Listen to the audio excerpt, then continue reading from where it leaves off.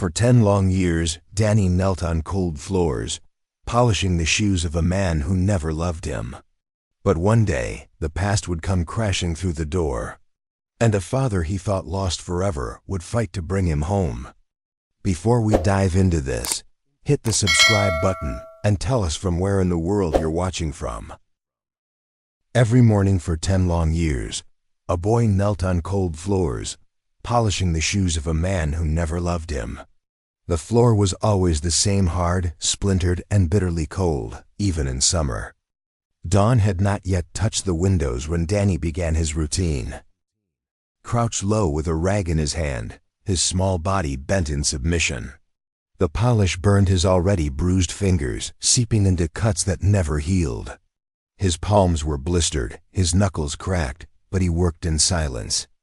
There was no reward for speed, no praise for perfection, but the punishment for error was swift and certain. Above him, the man's shadow loomed. Victor, his guardian in name only, though there was nothing guardian-like about him. He was a man of iron hands and colder words, who seemed to take pride in Danny's suffering. Each morning, when Victor came to inspect his shoes, his eyes were sharp, searching not for shine but for fault. If there was a streak, a smudge, the boy's cheek would sting from the back of his hand. If the leather did not gleam like glass, the lash of his tongue, sometimes worse, reminded Danny of his worth. And every night, after the day's labor, after the silence and the blows, Danny prayed. He knelt again, but this time beside the thin mattress in the corner of his small room, his bruised hands clasped tightly. He prayed not for riches, not for escape, but for someone who had once held him, once whispered his name with love. He prayed for his mother. Her memory was a fragile thing. He could barely remember her face, only the warmth of her hands and the way her voice wrapped around him like a lullaby. Victor said she was gone because she didn't want him. She left you, Victor sneered whenever Danny dared to ask. She didn't love you. No one does. But Danny refused to believe it. He clung to the image of her, no matter how faint. He believed she had been forced away, or lost, or trapped somewhere far from him. He believed she remembered him, even if Victor swore she had forgotten. And so, each night, he whispered her name into the dark, hoping somehow it would reach her. For 10 years this cycle ruled his life. Mornings of cold floors and bruised hands. Evenings of prayers swallowed by silence. Days blurred into years. And the boy grew taller, but no freer. His eyes, once bright, became shadowed. His body grew thin, his shoulders slumped. He learned not to cry where Victor could see, because tears meant weakness, and weakness meant punishment. He learned to make himself invisible, to live quietly, as though existing too loudly might provoke the wrath of the man who towered over him.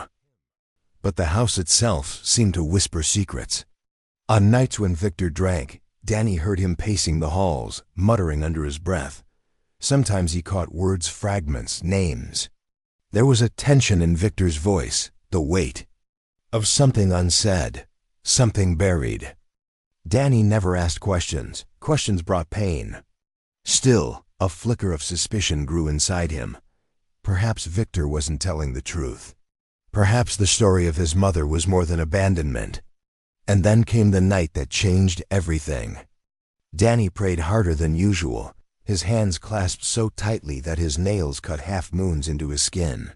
His body shook with the intensity of his whispered pleas. Please, if you're out there, if you remember me, come back. The room gave no answer. The ceiling stared down in silence, the walls pressed in close. But somewhere beyond those walls, beyond the house, beyond Victor's shadow, something stirred. The days that followed carried a new kind of tension. Victor's temper grew sharper, his words edged with unease. He snapped over small mistakes, drank more heavily, and sometimes stared at Danny with a look not just of disdain, but of fear. Danny noticed, though he kept his eyes lowered. For the first time, the man who seemed immovable looked unsettled. And then one morning, as Danny polished the shoes with his usual weary precision, a knock echoed through the house. It was not the hurried knock of neighbors or the casual tap of friends. It was firm, steady, deliberate, a sound that demanded to be answered. Victor froze. His eyes darted to the door, then back to Danny, as though the boy might vanish if he looked away too long. His jaw clenched, and for a moment, fear flickered in his expression. Without a word, he strode toward the door and opened it just a crack. Danny couldn't see clearly, but he heard the voice. Calm, steady, measured. "Victor, it's been a long time." Victor's reply was sharp, defensive. "You shouldn't be here." "I had to come," the voice answered. "It's about him." Danny's breath caught. Him? Before he could move, Victor slammed the door shut, his footsteps heavy as he stormed back into the room. His face was flushed, his hands trembling slightly. "Back to work," he barked. Danny bent his head, but his mind raced. Someone had come, someone who knew about him. Someone who spoke of him as though he mattered. That night, when he lay down to pray, his hands trembled not with despair, but with the faint spark of hope. Because he understood something for the first time. The past does not stay buried forever, and sometimes it walks back through the door when you least expect it. Before the bruises, before the cold floors and endless polishing, Danny was just a boy who laughed at sunlight.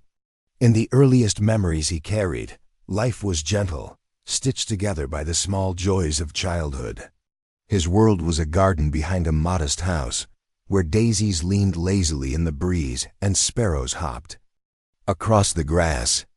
The mornings were full of dew and possibility, the afternoons alive with the hum of bees and the sound of his mother's voice calling from the kitchen window. Bonnie was everything to him in those days. She had the kind of warmth that filled a room without effort, the kind of smile that made even scraped knees or stormy nights feel less frightening. Her hands were soft, though always busy kneading bread, folding laundry, mending small tears in Danny's clothes. She smelled of lavender soap and fresh flour, and when she pulled Danny close, the whole world felt safe. They shared rituals, mother and son. Every morning, she poured him a glass of milk and cut his toast into little triangles, because he once told her they tasted better that way. Every evening, she sat beside his bed, brushing her fingers through his hair as she hummed the same lullaby her own mother had sung. Danny's laughter was her favorite sound, and she sought ways to coax it out of him, chasing him through the garden, tickling him until his squeals filled the air, or letting him stir batter even when it meant flour dusting the floor. And Danny, in return, adored her with the single-minded devotion only a child can give. He saw her as the sun itself, steady, bright, the center of everything. But he had another son then, too, his father, Richard. Richard was a man of quiet strength, tall with kind eyes that crinkled at the corners whenever he smiled. His hands were rough from work, but gentle when they lifted Danny onto his shoulders or tucked him into bed. Richard had a voice that seemed made for bedtime stories, deep, steady, filled with warmth. He told tales of brave knights, hidden treasures, and heroes who always triumphed. Danny believed every word, not because the stories were real, but because his father's voice made them so. Their favorite game was in the garden. Richard would chase Danny around the daisies, pretending to be a fearsome dragon. Danny, armed with nothing but a wooden stick, declared himself a knight. "I'll protect you, Mama," he'd shout, laughing as Bonnie leaned out the window to play along. Richard roared dramatically, stumbling when Danny tapped his leg with the stick. "Oh no, the brave knight has defeated me," Richard would cry, collapsing onto the grass while Danny clambered onto his chest, triumphant. At night, Richard's promises were quieter but no less grand.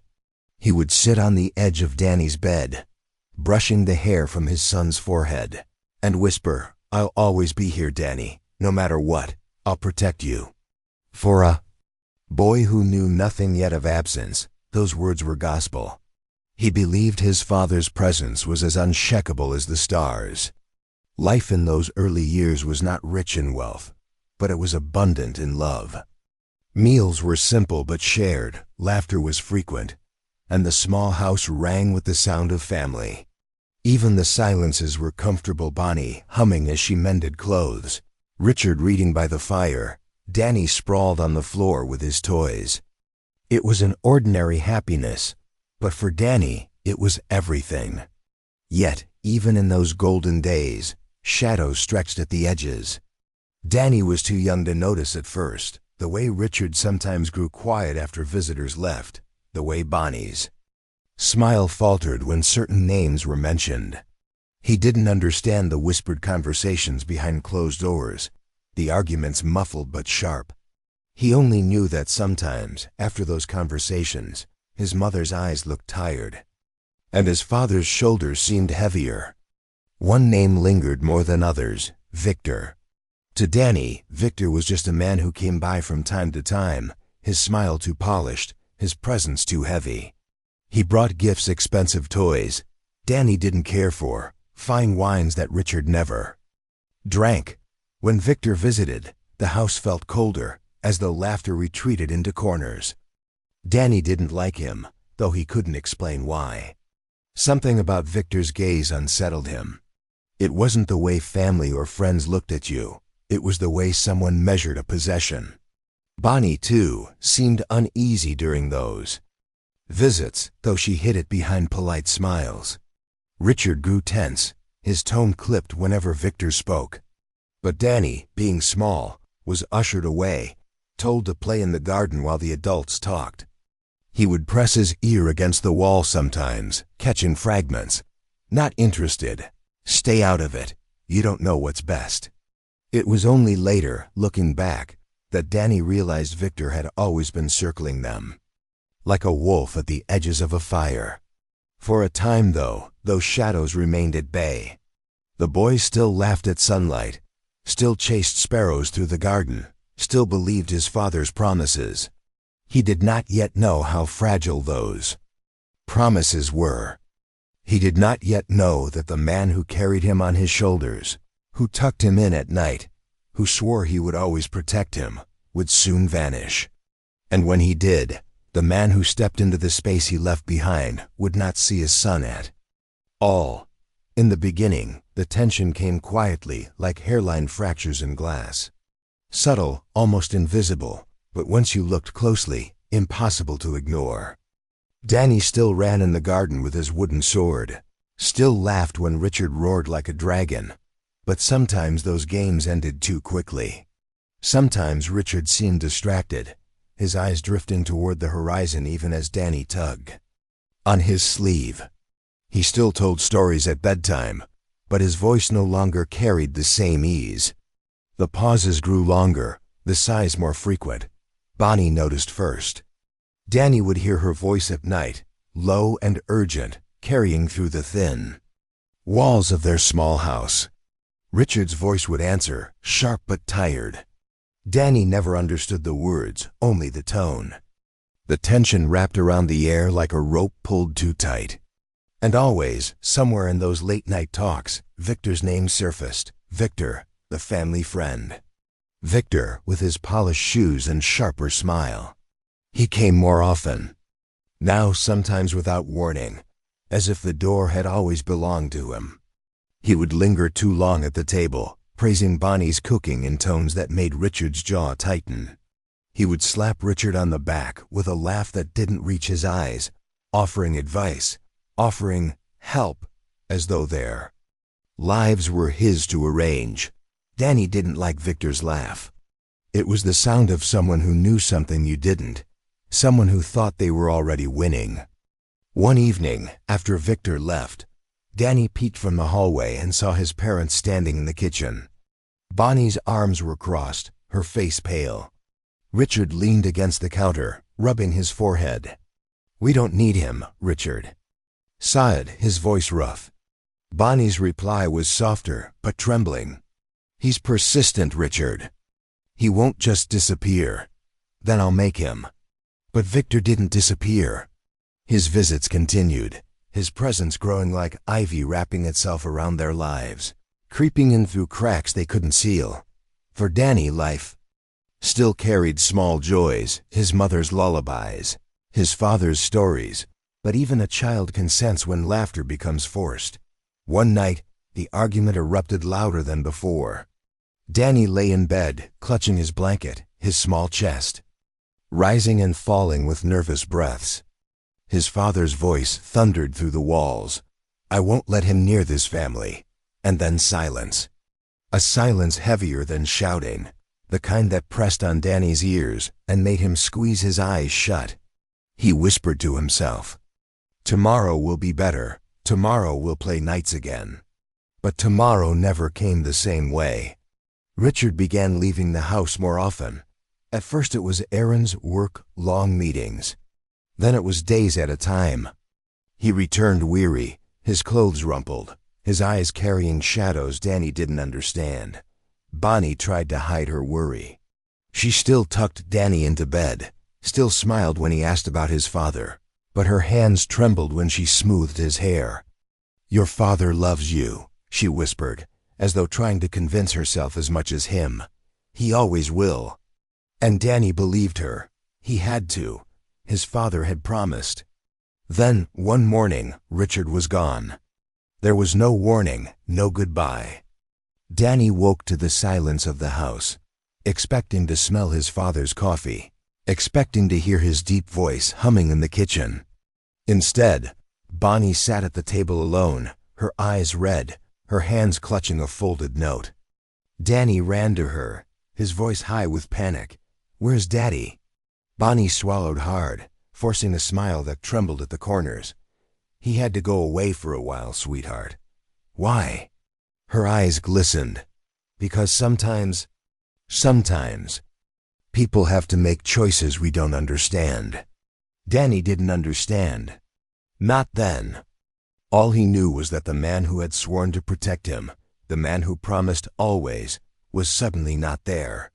The bedtime stories ended. The dragon game stopped. The house felt emptier than ever. And in that emptiness, Victor stepped. In doubt at first, it was small things. He came by to check on them, to make sure they were managing. He brought groceries, though Danny noticed the way Bonnie's jaw tightened whenever she thanked him. He offered advice on bills, on household matters, speaking as though the house already belonged to him. Then his visits grew longer. He stayed for dinner. He sat in Richard's chair. He lingered in the garden, watching Danny play with a gaze that felt more like scrutiny than affection. Danny didn't like it. He missed his father. He asked questions at night, his small voice breaking Bonnie's heart. "When is Daddy coming back?" He said he'd always be here. Bonnie would hold him close, her own tears falling into his hair. "I don't know, baby," she whispered. "I don't know." But Danny noticed the way she flinched whenever Victor's shadow fell across the doorframe. He noticed how her laughter had disappeared, how her strength dimmed. He also noticed something else. Victor looked at him differently, not with love, not even with indifference, but with calculation, as though Danny were not a boy at all, but a problem to be solved, a tool to be used, or a burden to be endured. Danny didn't have words for it then. But one day, years later, he would. Because the truth was simple. Richard had vanished, and the man who replaced him saw not a son, but a servant. The days following Richard's disappearance blurred together like a dream half remembered. For Danny, the world felt tilted, wrong in ways he couldn't quite name. He would wake each morning, expecting to hear his father's voice in the kitchen, or the sound of boots on the porch, but the house only answered with silence. Bonnie moved through the rooms as though she carried a weight too heavy to set down. Her shoulders slumped, her face pale, but she never spoke of what had happened, never explained where Richard had gone. Instead, she worked harder. She scrubbed floors, baked bread, and sewed late into the night to make ends meet. Yet even with her quiet strength, the household felt fragile, as though one more gust of wind might send it crumbling. And then there was Victor. At first, he wore the mask of helpfulness. He brought groceries, fixed small things around the house, offered to take care of bills that Bonnie struggled to meet. His words dripped with charm, his smile polished. To outsiders, he looked like a friend stepping in to help a struggling widow and her child. But Danny saw what others didn't. He saw how Bonnie flinched when Victor's hand brushed her shoulder. He saw how her polite smiles never reached her eyes. He saw the way Victor's gaze followed her, not with warmth, but with ownership. Worse, he saw how Victor looked at him. It was never the look Richard had given him, that mix of pride and tenderness, the look of a father seeing his son. Victor's eyes held none of that. Instead, they lingered with calculation, as though Danny were a tool waiting to be used, or a weakness waiting to be exploited. Danny didn't understand it then, not fully. He only knew that whenever Victor entered a room, the air grew colder. Slowly, Victor's presence became permanent. His visits stretched into hours, then days. His belongings began to appear in the house. A jacket draped over a chair, a razor by the sink, papers scattered across the table. Soon, it was as though he had always been there, his shadow filling every corner. Bonnie resisted at first. Danny overheard late-night arguments, her voice shaking as she demanded space, independence.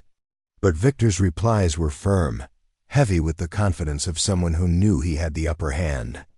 "You can't do this alone," he told her. "You need me." And in time, exhaustion wore her down. Danny watched helplessly as his mother's light dimmed.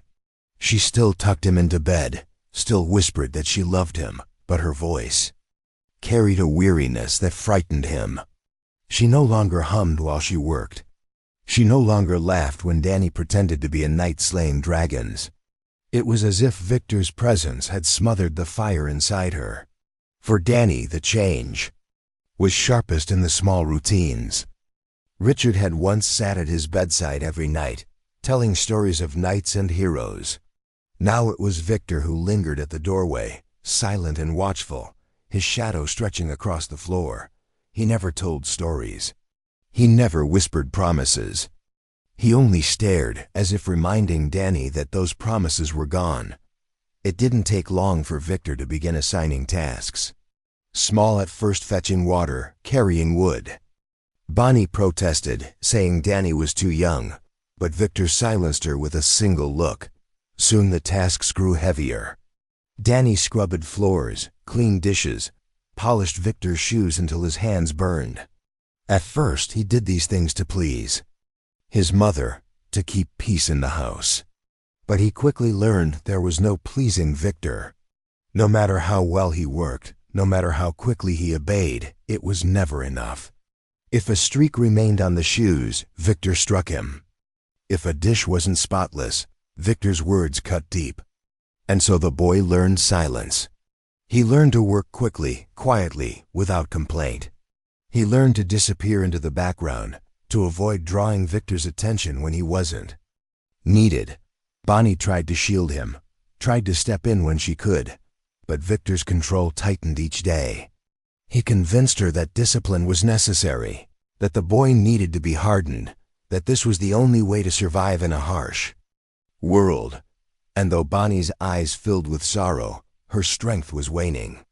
She could no longer fight both the world and the man inside her home. Danny felt it, the shift from being a child to being something else.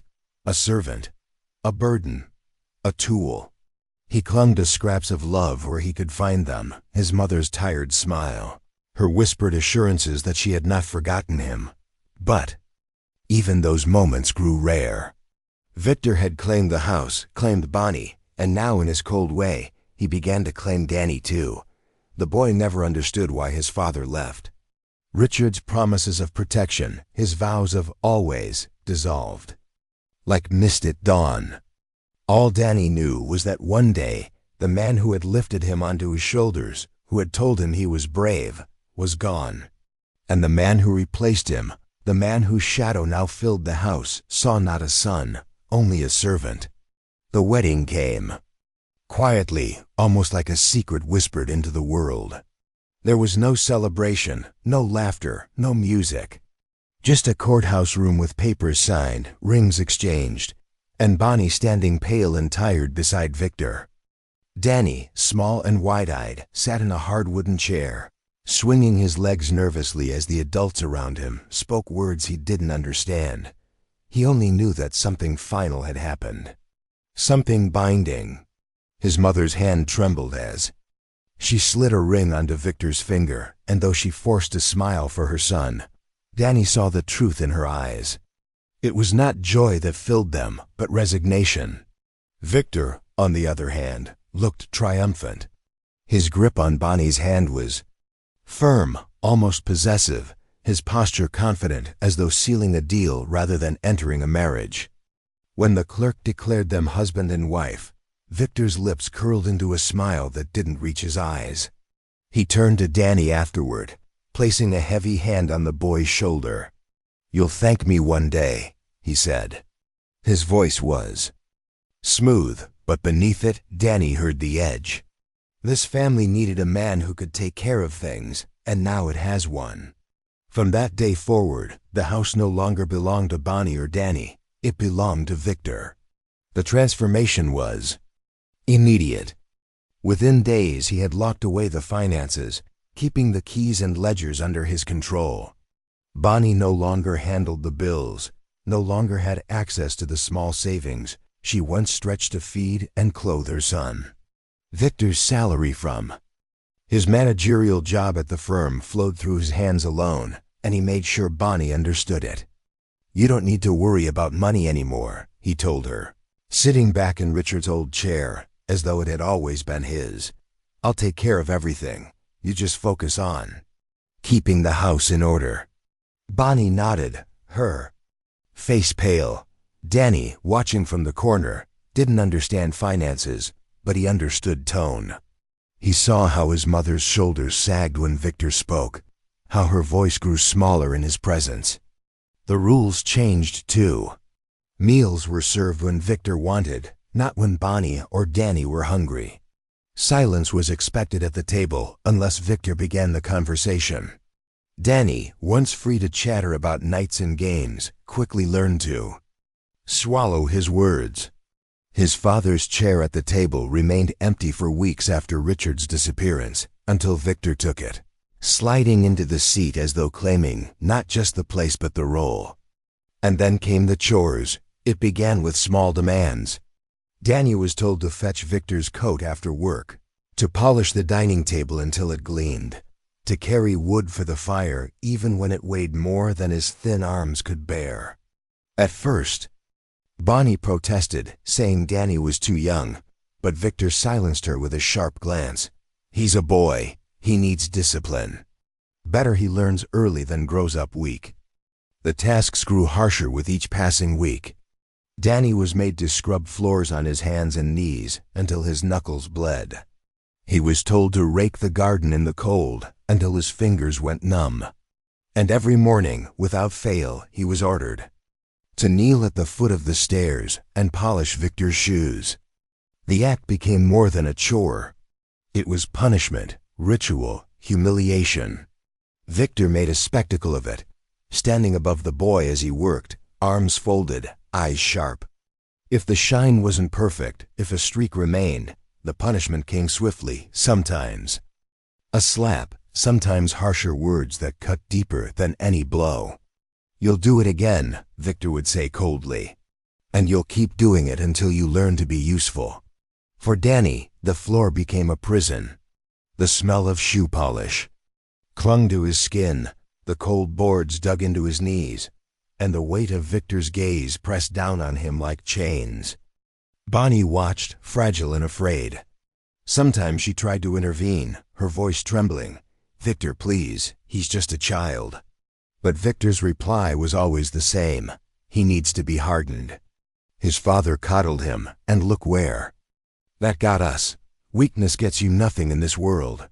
And slowly, Bonnie's protests grew quieter. Fear bound her.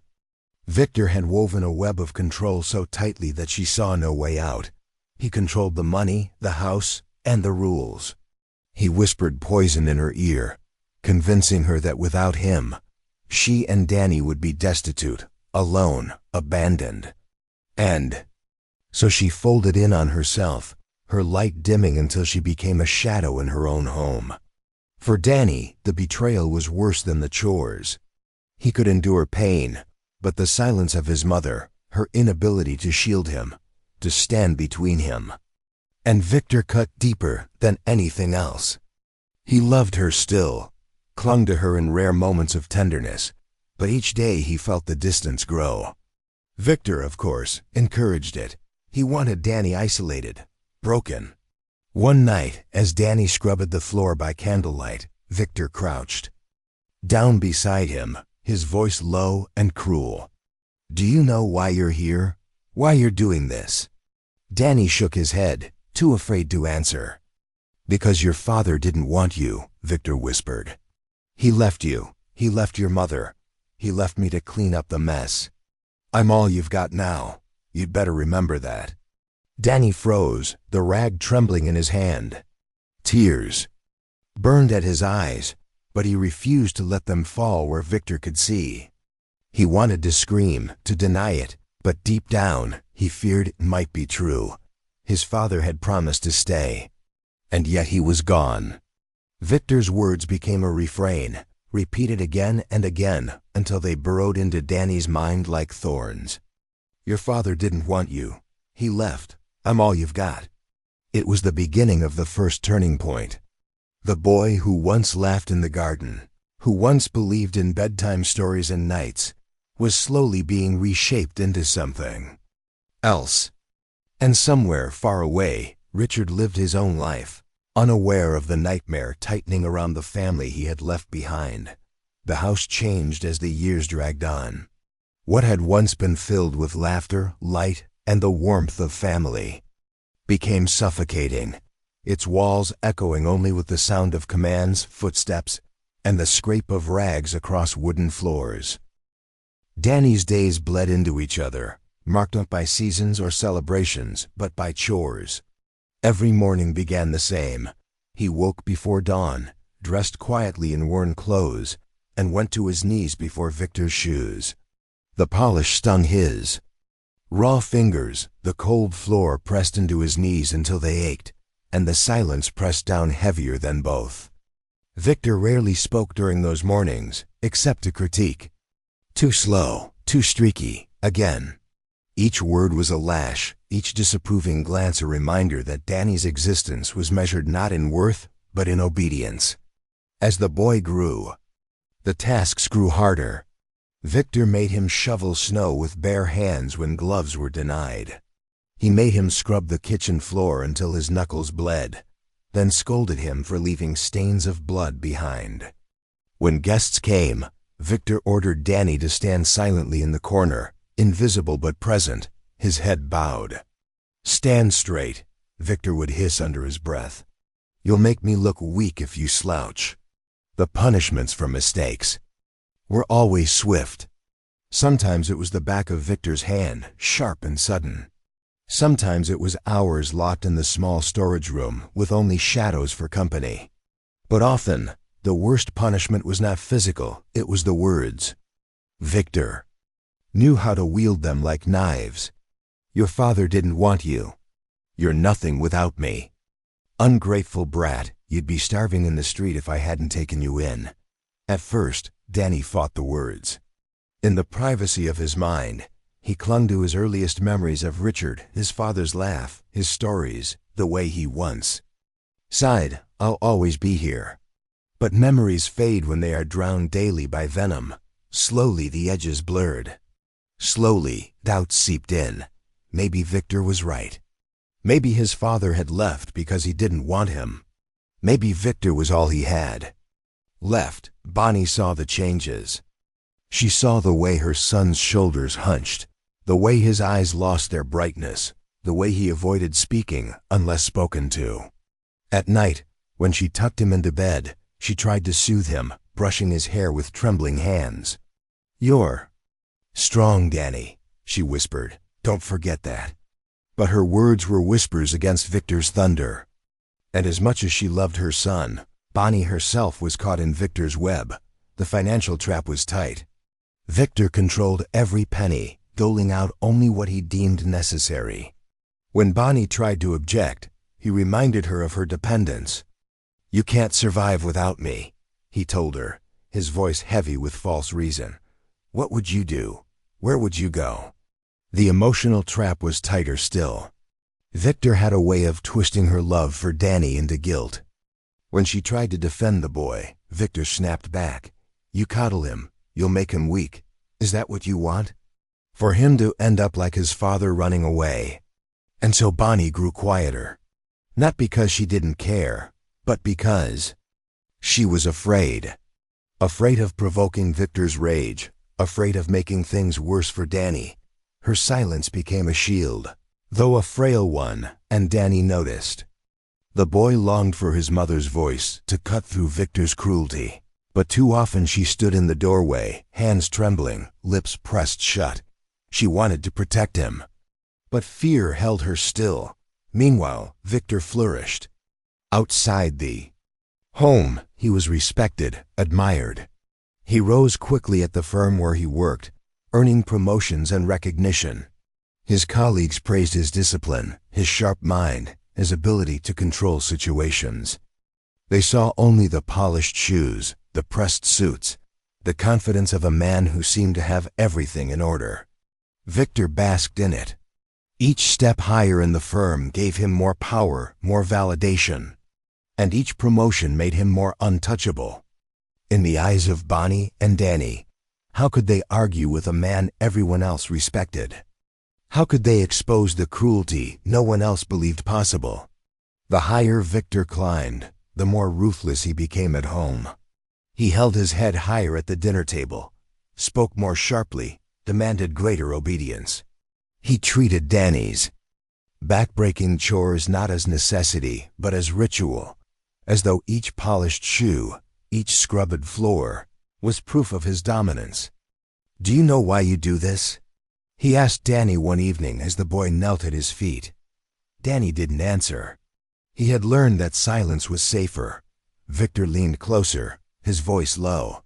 "Because it reminds you who I am, and it reminds you who you are not." Danny kept polishing, his face pale, his hands trembling. But deep inside, a flicker of resistance smoldered. Small, fragile, buried beneath years of abuse, but it was there. He still remembered enough of his father's voice, enough of his mother's tenderness, to know that life had not always been this way. Somewhere in the shadows of memory, he still believed in something better. For now, though, he was trapped. For now, he was the servant Victor insisted he was. And in silence, the boy prayed not for strength, not even for escape, but for someone to remember him. Someone who once promised he'd never be alone. Far away, that promise lingered in the heart of a man who had abandoned it, unaware that his son was being crushed under another's shadow. The years crept forward with the slow cruelty of winter frost. For Danny, childhood was no longer marked by birthdays or holidays. Victor ignored those. It was measured instead in chores, punishments, and the endless echo of words that hollowed him out. He polished shoes until his knees were raw. He scrubbed floors until his fingers bled. He carried wood, hauled water, and worked until exhaustion blurred the edges of his vision. Victor insisted it was discipline, but Danny knew better. It was domination. The ritual of kneeling at Victor's feet each morning became more than habit. It was a spectacle, a reminder of hierarchy. Victor would sit back in his chair, legs crossed, while Danny crouched low, head bowed, cloth moving in desperate circles. "Look at him," Victor would say when visitors came. He rarely invited anyone into the home, but when he did, he used Danny as proof of his philosophy. Discipline makes a boy strong. Without it, they grow weak. Without it, they become like their fathers. The words hit harder than any slap. Danny bit the inside of his cheek until it bled, refusing to cry, refusing to give Victor the satisfaction of seeing pain. At night he still prayed. The prayers grew shorter, quieter, like whispers against a storm. "Please, someone remember me. Please." Bonnie saw everything, and the guilt ate her alive. She wanted to protect her son, to rip him out of Victor's grasp, but fear shackled her. Victor controlled the money, the house, the future. He reminded her often. "You'd be nothing without me," he sneered. "And so would that boy." Her protests dwindled into silence. Her strength withered into shadows. Danny still felt her love. He caught it in her trembling hands when she touched his face, in the way she pressed kisses to his forehead when Victor wasn't watching. But love in whispers could not drown out cruelty shouted every day. Outside, the world knew a different Victor. At the firm, his name carried weight. He wore confidence like armor, his polished shoes gleaming, his tailored suits immaculate. His colleagues saw a man on the rise, someone destined for power. They praised his discipline, his control, his leadership. No one questioned what lay behind it. The newspapers began to notice him too. His promotion to regional director was announced. In bold type, accompanied by a smiling photograph. Victor Hall, discipline and dedication defined success. That morning, Danny sat at the breakfast table, silent as always, while Victor read the article aloud. His voice was proud, savoring each word, as though the world itself had finally recognized what he had known all along, that he was a man. To be admired, a man to be feared. Bonnie sat quietly across from him, her eyes lowered, her hands twisting in her lap. Danny stared at his plate, the food tasteless in his mouth. He didn't need to read the article. He already knew the truth. The man the world praised was not the man he lived with. But far away, someone else read the same article, Richard. He sat in a cafe on the edge of another city, the newspaper spread before him. The years had not been kind to him. His once steady hands trembled slightly as he turned the pages. His eyes, older now, lingered on the photograph of the man who had once been only a family friend. Victor Hawley, promoted, celebrated, smiling as though the world had always belonged to him. Richard's heart clenched. Memories rushed back, the arguments, the tension, the way Victor's name had always hung like poison in the air of his marriage. And then, memories of his son. Danny's small hands tugging at his sleeve.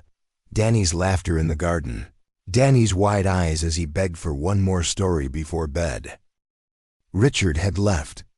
The reasons were tangled manipulation, shame, his own failures, but the guilt had never left him. For years he had carried it like a stone in his chest, convincing himself it was too late, that returning would only make things worse. But seeing Victor's face in print changed everything. If Victor had risen this far, if his shadow now stretched beyond the home into the world, what did that mean for Bonnie? For Danny? Richard's coffee grew cold as he stared at the headline. His mind raced with questions, his chest heavy with dread. He had abandoned his family once. He had left them vulnerable. And in his absence, Victor had filled the void. He folded the newspaper with shaking hands, his decision solidifying with every beat of his heart. He would go back, he would see them again. He would find out the truth. He told himself it was redemption. He told himself it was duty, but deep down, it was desperation. A desperate need to reclaim what he had lost, to undo what could never truly be undone. Back at the house, Danny knelt on the cold floor, polishing Victor's shoes until they gleamed. He didn't know that, miles away, his father was boarding a train, the newspaper still folded under his arm, determined to return, determined to reconnect, unaware of the nightmare waiting behind the door. The train rattled over the tracks with a rhythm that gnawed at Richard's nerves.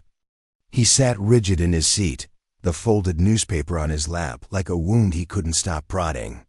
Victor's face still stared up from the grainy black and white print, smug and triumphant. The cafe where he'd first seen the article was miles behind him now, but the question still burned in his mind. What had become of Bonnie? What had become of Danny? The boy's image haunted him, small hands tugging at his sleeve, wide eyes glowing with trust, a tiny voice begging for one more bedtime story. Richard had left those eyes behind, left those hands empty. For years he had justified it to himself that Victor had cornered him, that his marriage had been poisoned, that leaving was the only option. But no excuse dulled the ache. He had abandoned his son. Now the thought of Victor raising him filled Richard with dread, so sharp it left his stomach hollow. The train screeched into the station, and Richard rose quickly, clutching his bag with unsteady hands. He had no plan, no rehearsed words, only the conviction that he had to see them. The town hadn't changed much. The streets were the same, lined with brick buildings and leaning lampposts. But when Richard turned onto the road that led to the old house, his steps faltered. The place loomed ahead, its windows dark, its walls aged. It wasn't the same home. He remembered. The air felt heavier, the silence sharper. He hesitated at the gate. Memories crashed over him, Bonnie smiling in the garden, Danny chasing sparrows with a stick, laughter drifting through the open windows. He gripped the fence until his knuckles turned white. Then, summoning what little courage he had, he pushed it open and walked to the door. He knocked once. The sound echoed through the house like a warning. Inside, footsteps approached. The door creaked open, and there she was, Bonnie. Time had touched her face, etching lines of weariness, dimming the light in her eyes. But she was still Bonnie, still the woman he had once loved, the woman he had left behind. Her eyes widened as they landed on him. For a moment, she looked as though she might collapse. Her lips parted, but no words came. "Bonnie," Richard whispered, his throat tight. "It's me." Her hand gripped the edge of the door, knuckles pale. "Richard," she breathed, disbelief in her voice. "I had to come back," he said quickly. "I saw the paper. I saw him, Victor. I couldn't stay away any longer." Her face shifted, a storm of emotions flickering across it, shock, anger, sorrow, fear. She stepped outside quickly, pulling the door nearly shut behind her. "You can't be here," she hissed. "Not now, not like this. Please." Richard begged. "I need to see Danny. I need to see my son." At the mention of Danny, Bonnie's eyes softened, but her shoulders tensed. She shook her head. "It's not that simple." "Why? What's happened?" Before she could answer, a voice cut through the air like a blade. "Bonnie?" The door swung wider, and there stood Victor. He filled the frame, his suit immaculate, his smile sharp. For a moment, surprise flashed across his face. Then it was gone, replaced by something colder, more controlled. "Well," Victor said smoothly, "if it isn't Richard." Richard's heart thudded. The man before him was older than he remembered, but no less intimidating. Victor's eyes gleamed with the satisfaction of a predator who had just cornered his prey. "Hello, Victor," Richard said stiffly. Victor stepped forward, placing a hand possessively on Bonnie's shoulder. "What a surprise! To what do we owe this visit?" Richard's fists clenched. "I came to see my son." Victor's smile widened. "Your son? Interesting choice of words. Last I checked, fathers don't disappear for years without a word." Bonnie flinched, her eyes darting between them. Richard saw the way Victor's hand tightened on her shoulder, the way her body stiffened under his touch. Rage burned in Richard's chest. "Where is he?" Richard demanded. "Where's Danny?" Victor's expression hardened. "He's where he belongs, inside, learning discipline. Something you were never capable of teaching." Richard took a step forward, but Bonnie raised a trembling hand. "Please, Richard, not here, not now." Her voice cracked, and Richard froze. For the first time, he saw the depth of her fear, the way her eyes pleaded with him to stop, the way her body trembled under Victor's grip. Victor leaned closer, his voice low but dripping with venom. You've made a mistake coming back, Richard. Whatever fantasy you have of reclaiming this family, let it go. You left. They're mine now. The words struck like a hammer. Richard's chest heaved, but before he could speak, the sound of footsteps came from inside. Small, quick. And then he saw him. Danny. The boy stood in the hallway, thinner than Richard remembered, his eyes shadowed, his posture stiff. He wore clothes too small for him, his hands raw and red. For a moment, their eyes met. Recognition flickered, hesitant, uncertain. But then Victor's voice snapped through the air. Danny, back inside. The boy flinched, lowering his gaze, and vanished without a word. Richard's heart shattered.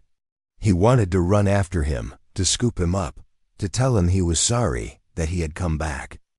But the door slammed shut in his face, Victor's smug expression the last thing he saw. Richard stood frozen on the porch, his fists trembling, his chest heaving. He had returned. He had seen his son. And he had seen the nightmare Victor had built. He would not leave again. Richard's return was like a ghost stepping into a story Danny barely remembered. The boy had been so young when his father left that his memories were fragmented, half a smile, a bedtime story cut short, the echo of laughter in the garden. Now standing in the hallway with Victor's shadow looming behind him, Danny struggled to match those faint memories to the man at the door. He wanted to feel something, joy, recognition, even anger, but what he felt most was confusion.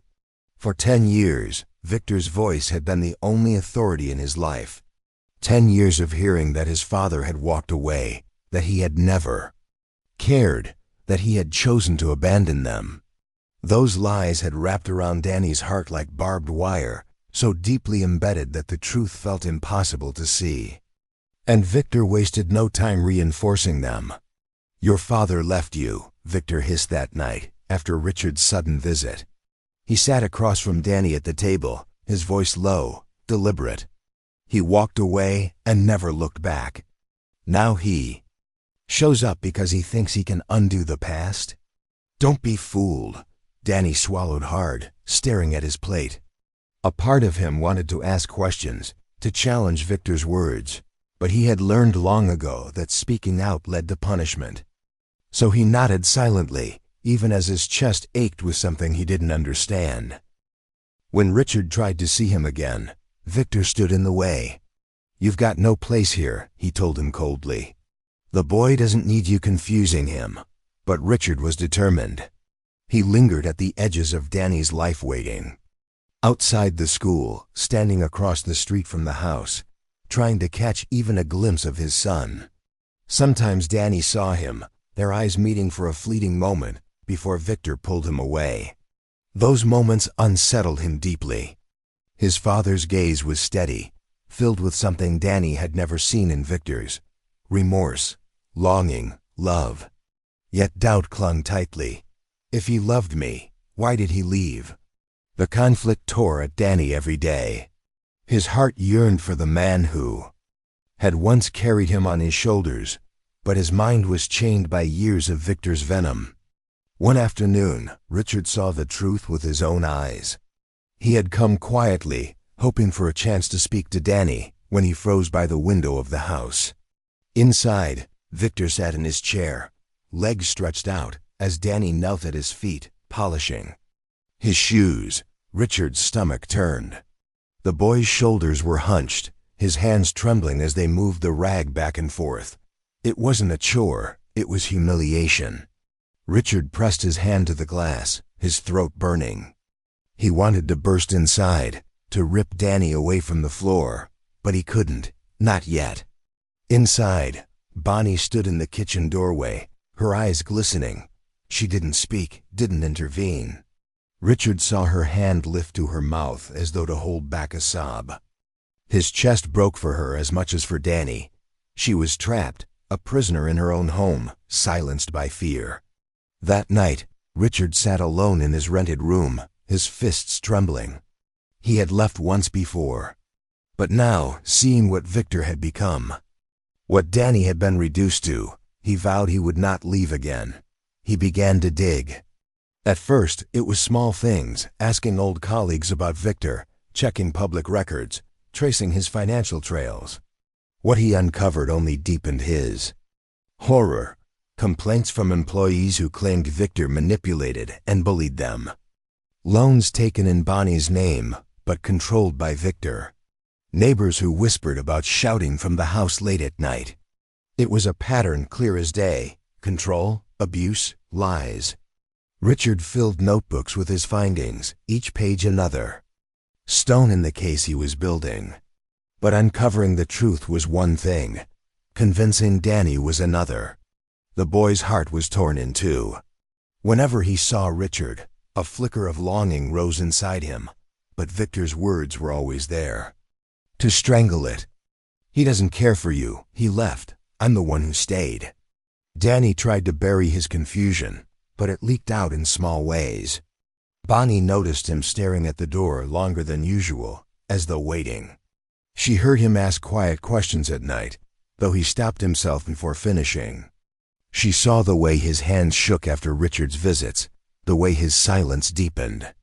And though Bonnie rarely spoke, Victor's threats had sealed her lips. She wept when no one could see. She pressed her face into her pillow at night, her body shaking, her heart breaking as she watched her son caught between two men. The father who had once promised him the world, and the tyrant who had stolen it. The house grew heavier with silence. Victor's commands, Danny's quiet obedience, Bonnie's muted sorrow. It was a cycle that seemed endless. But one night, Richard overheard something that gave him hope. He had been standing outside the house again, desperate for a glimpse of Danny, when he caught a faint sound through the cracked window. Inside, the boy slept restlessly, turning beneath his thin blanket. His lips moved, whispering words into the darkness. "Dad." His voice was fragile, almost broken. "Dad, please come back." Richard's breath caught. Tears filled his eyes, his hand gripping the windowsill as though to anchor himself. After years of silence, after years of Victor's poison, his son still remembered. His son still wanted him. And in that moment, Richard knew. The struggle was far from over, but it wasn't lost. The boy still had hope. And hope was enough to fight for. Richard had always suspected Victor's grip on the family was rooted in more than brute force. The man was clever, calculating. Cruelty alone didn't explain why Bonnie had stayed, why she had never reached out, why Danny had been left believing his father had abandoned him. The truth lay buried somewhere, and Richard was determined to unearth it. He began with the attic of the small house he had once called home. Under the pretense of visiting Bonnie when Victor was away, Richard searched through old boxes, drawers, even cracks in the floorboards. Dust coated everything, but among the forgotten belongings, he found what he was looking for: letters, dozens of them. Each one bore his name, written in Bonnie's delicate hand. The envelopes were yellowed, the ink faded, but the words inside, cut like a blade. Letters of worry, of longing, of love. Letters begging him to come home, telling him she still believed in him, that Danny still asked for him. Letters that should have reached him, but never had. Richard's hands shook as he read them, one after another. His chest burned with grief and rage. All those years he had believed Bonnie had stopped caring, that she had chosen silence. But the truth was clear. Victor had stolen these words. He had intercepted every letter, hidden them away, ensuring Richard never knew he was wanted. The realization was crushing. Richard remembered nights spent drowning in guilt, convincing himself that Bonnie had turned away, that she no longer wanted him. And all along, Victor had been feeding him a lie. It didn't stop there. Further digging revealed forged documents, letters supposedly from Richard, written in a hand that wasn't his. They painted him as distant, cruel, cold. Words like, "I don't want this life, and you're better without me." Letters Victor had slipped to Bonnie, convincing her that Richard had chosen to abandon them. It was a masterpiece of manipulation. Cut off communication, poison the silence with lies, then step into the void as the savior. Richard's rage simmered into a steady burn. He couldn't change the lost years, but he could reveal the truth. The hardest part was convincing Bonnie to see it. She had lived under Victor's shadow so long that fear clung to her like a second skin. But when Richard placed the letters in her hands, something inside her broke. She sat at the kitchen table, trembling, her eyes scanning the faded words she had once written in hope. Tears spilled down her cheeks as she whispered, "I thought you stopped loving us. I thought you chose to leave." "I never stopped," Richard said, his voice raw. "I never chose to leave you. Victor made sure we both believed the worst of each other." Her sobs filled the room, years of silence shattering all at once. She clutched the letters to her chest as though holding proof that her suffering had not been madness. For the first time in years, she spoke freely, the dam breaking. "He told me you hated me. He told me you didn't want Danny. Every time I tried to hope, he twisted it into shame. He said if I fought back, he would ruin me, take Danny from me." Richard took her trembling hands. "He already has. But not for much longer." For Bonnie, confession was both pain and relief. Pain for the years lost, for the boy she had watched grow under cruelty. Relief that she was no longer alone, that the lies were finally exposed. Under Richard's protection, she found the courage she thought she had lost. Together, they began building a case. Richard gathered the intercepted letters, the forged documents, and testimonies from neighbors and colleagues who had seen Victor's manipulative patterns. The evidence painted a picture not of discipline and strength, but of control, deceit, and abuse. The stage was set for a showdown, not just legal, but emotional. Richard was no longer the man who had fled. He was the man returning with truth in his hands, determined to free his son. When the first hearing came, the courtroom was thick with tension. Bonnie sat beside Richard, pale but resolute. Danny sat in silence, torn, his eyes darting between the father who had returned and the stepfather who had ruled his life. Victor, of course, was unshaken. He walked into the room with the same polished shoes Danny had spent years shining, his suit immaculate, his smile sharp. He sat down at the defense table like a king on his throne, confident as ever. Throughout the proceedings, Richard laid out the evidence, the intercepted letters, the forgeries, the witnesses. Murmurs rippled through the courtroom as the truth was revealed.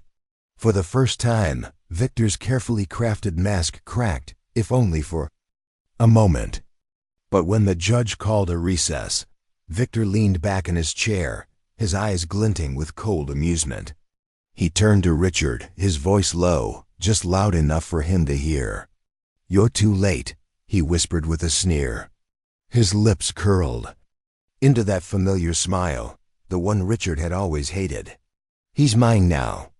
Richard's jaw clenched, his chest burning with fury, but he didn't look away. Because for the first time, Victor's words weren't absolute. The truth was out, the lies unraveling. And Danny, though silent, had heard enough to know the world wasn't as simple as Victor wanted him to believe. The war for his soul had only just begun. The courtroom was hushed, the air heavy with expectation. The wooden benches creaked as people leaned forward, eyes fixed on the tables where Richard and Victor sat across from each other. Years of lies, silence, and manipulation had led to this moment, and though the room buzzed with quiet whispers, the tension was thick enough to choke. Richard sat upright, his jaw set, his fists clenched under the table. Beside him, Bonnie sat pale but resolute, her hands trembling as she twisted the edge of her handkerchief. Across the aisle, Victor lounged with that familiar smugness, his polished shoes gleaming under the lights, a cruel reminder of the years Danny had spent on his knees, polishing them. The judge called the court to order, and the trial began. Richard's lawyer rose first, outlining the case in a voice steady and clear. He spoke of forged documents, of intercepted letters, of years of manipulation designed to isolate and control. One by one, the pieces of Victor's deception were laid bare for all to see. Documents were passed to the judge, their forged signatures obvious under scrutiny. Neighbors testified to hearing shouting, to seeing Danny working at all hours while Victor barked orders. Former colleagues described Victor's ruthlessness, his talent for twisting narratives to serve his own ambitions. Victor sat motionless at first, his smirk unshaken. But as each new witness spoke, cracks began to show in his mask. His jaw tightened. His fingers tapped restlessly on the table. Then came Bonnie's turn. She stood slowly, her body trembling, her voice faltering at first. For years she had been silenced, her fear binding her tighter than chains. But as she faced the court, as she looked at her son sitting small and silent in the gallery, something shifted. Her voice broke at first. I thought Richard had abandoned me." She paused, tears slipping down her cheeks. "But he didn't. Victor told me lies. He showed me forged letters that said Richard wanted nothing to do with us. And I believed him. I believed him because I was afraid. And in that fear, I stayed silent while my son was forced to live as a servant in his own home." The courtroom was silent, every ear straining to catch her words. Bonnie gripped the edge of the stand, her trembling slowly stilling as her courage grew. "But I won't be silent anymore," she said, her voice gaining strength. "Victor, Holly is not a protector. He is a liar. He stole my letters. He poisoned my son's mind. He made us prisoners in our own home. And I will not let him do it any longer." The gallery stirred, whispers filling the air. Richard's eyes burned with pride and sorrow as he watched her reclaim her voice. Victor's lawyer rose to object, but the judge silenced him with a sharp look. "The witness may continue." When Bonnie stepped down, her hands were still, trembling, but her shoulders were straighter. For the first time in years, he had spoken the truth aloud. The judge then called Danny forward. The boy hesitated, his small frame dwarfed by the witness stand. His hands shook as he clutched the rail, his eyes darting nervously between Victor and Richard. "Danny," the judge said gently, "you don't have to be afraid. Just tell us what you want." The boy's throat bobbed as he swallowed. For years his voice had been silenced, his choices stolen. Now the weight of both men pressed down on him, the one who had broken him, and the one who had left but returned to fight for him. His chest rose and fell rapidly, his heart thundering. At first, he whispered, "Victor," he said, "my father didn't want me. He said he left because he didn't care." His voice cracked, and I believed him. I polished his shoes every morning. I worked until I bled.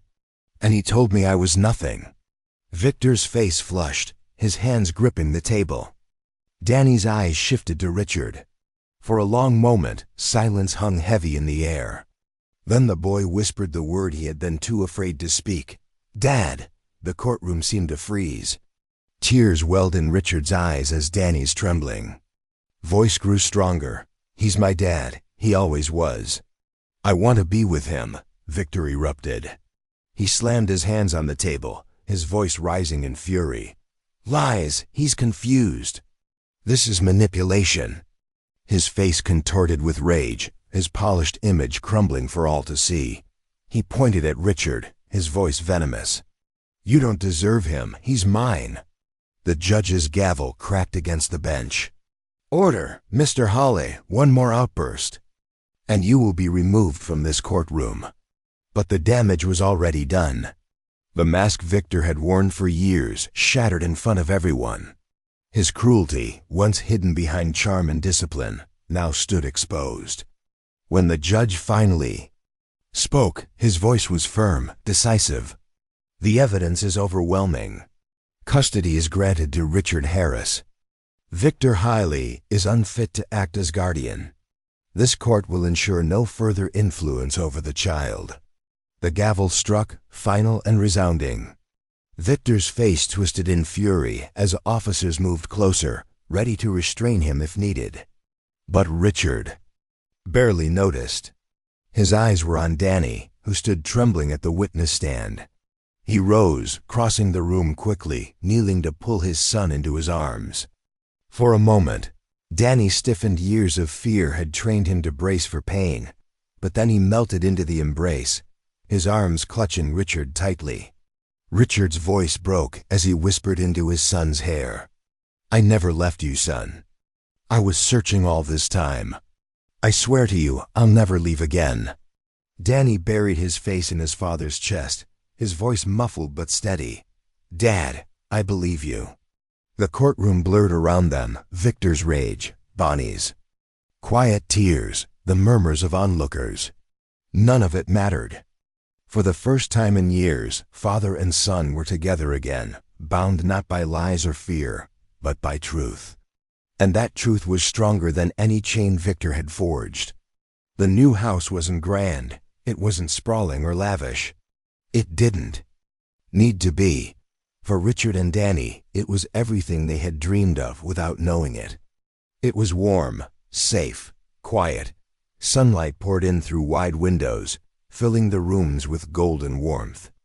The floors creaked softly under bare feet, not from years of neglect, but from honest wood that had been walked on with joy, not fear. The garden behind the house was modest, with patches of daisies and grass that bent easily under Danny's running feet. For the first time in years, the boy laughed freely. He ran in circles in the yard, a wooden stick in his hand, pretending to be a knight again. But this time, there was no dragon roaring at him in anger, no shadow looming to remind him of his smallness. His father stood at the edge of the garden, cheering him on, sometimes pretending to fall with exaggerated groans when Danny struck. The boy's shoes, once objects of humiliation, lay in the corner of his room, shining untouched in the sunlight. No rag, no polish, no cold floors pressed into his knees. Just shoes that carried him where he wanted to go, into fields, up trees, down paths. Shoes meant for walking, running, playing. The ritual of kneeling was gone. In its place was freedom. Richard watched his son closely in those early weeks, noting every small change. At first, Danny startled easily at a raised voice in a store, at footsteps too heavy on the stairs. He hesitated before speaking, as if waiting for permission. But slowly, like a flower leaning toward the sun, the boy unfurled. His shoulders straightened, his voice grew stronger, and laughter returned to his lips. It wasn't instant. Healing never is, but it was steady. Bonnie visited often. She came with cautious steps, her face lined with years of exhaustion, but her eyes carrying a softness Richard remembered from long ago. She brought baked bread, as she once had, and small gifts. For Danny, books, sketches, things she had made with her own hands.